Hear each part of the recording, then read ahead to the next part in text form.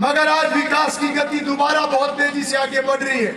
बचे हुए सारे काम आगे बढ़ रहे हैं और मैं आपको ये विश्वास दिलाता हूं कि जिस गंभीरता से सरकार काम कर रही है, आने वाले समय में आप नई ऊंचाइयों पर अपने प्रदेश और देश को आप देखने का काम करेंगे, अपने इलाके को देखने का काम करेंगे। 2014 में सरकार बनी, कितनी पेंशन थी उस टाइम में? कितनी पेंशन थी उस टाइम जब 2014 में सरकार बनी? 1000 रुपए थी। ये हंसने लग रहे मेरे नौजवान पीछे खड़े हुए, पता नहीं खुश हो रहे, खुश रहना चाहिए। 1000 पेंशन थी, आज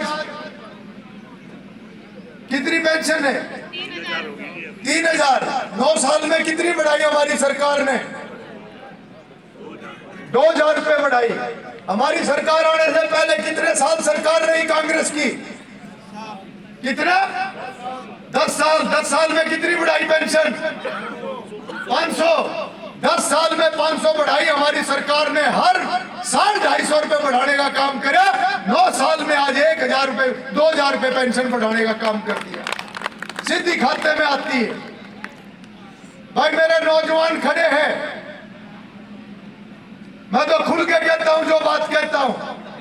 किसानों को भड़काने का काम किया इन्होंने। भाई जिसने कंप्यूटर चलाना आंदा हो अपना फोन पे खोल लो, मैं भी यही हूं जितनी देर कहोगे। जब तक एक एक आदमी की बात सुन के नहीं जाऊंगा तब तक मैं यही बैठा हूं। मोबाइल के ऊपर खोल लो भाई। 2014 में हरियाणा प्रदेश में कितनी फसलें एमएसपी पे बिका करती थी? किसी के ध्यान हो तो बताओ, नहीं तो अपने इंटरनेट खोलो। कितनी बिका करती थी? 2 फसल, गेहूं और जीरी। आज हरियाणा प्रदेश में कितनी फसल एमएसपी के ऊपर बिक रही है? 14। हमारी सरकार आने से पहले बिका करती थी 2 फसल एमएसपी पे। हमारी सरकार आने के बाद 12 और फसलें एमएसपी पे बिकने लग रही हैं। एक तो बात यह है भाई, और दूसरी बात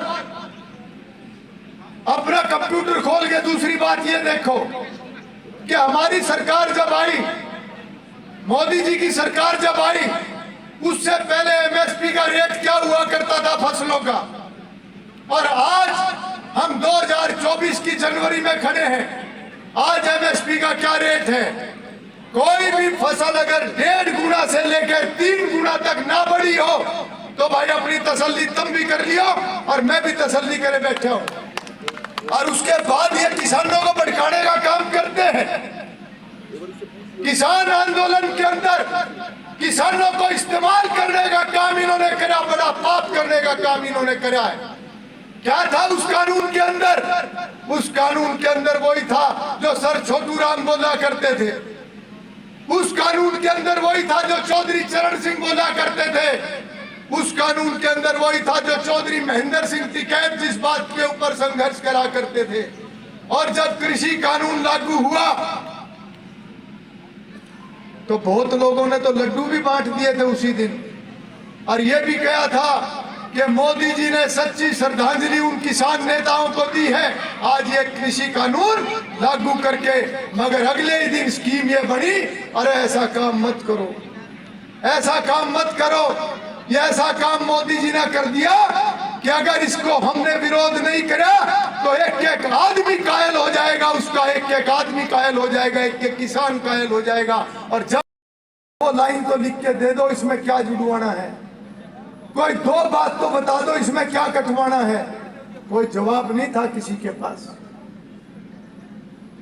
ये हमारे विपक्ष के नेता हैं जो इस प्रकार के काम करते हैं। खुद कर नहीं सके और अच्छा काम कोई करे तो इनको पसंद नहीं आता, क्योंकि इन्होंने सत्ता को भोग्या है, इन्होंने सत्ता में माल कमाया है। आज सत्ता के अंदर सेवा हो रही है जो इनसे हजम नहीं हो रही, इसलिए भड़काने का काम करते हैं। आज कर्मचारियों को भड़काने का काम कर रहे हैं। क्या कहते हैं कि ओल्ड पेंशन स्कीम दोबारा बहाल होनी चाहिए। भाई नौजवान बैठे हैं, पढ़े लिखे बैठे हैं सारे, खोलो कंप्यूटर, खोलो अपना मोबाइल, देखो ओल्ड पेंशन स्कीम किसने खत्म करी थी, किसने खत्म करी थी, किसी ने पता हो? कांग्रेस की सरकार ने करी थी। खुद ओल्ड पेंशन स्कीम को खत्म करा और आज अपना करे हुए काम के ऊपर लोगों को भड़काने लग रहे, अपने फैसले के ऊपर आज भड़काने लग रहे। भाई मैं तो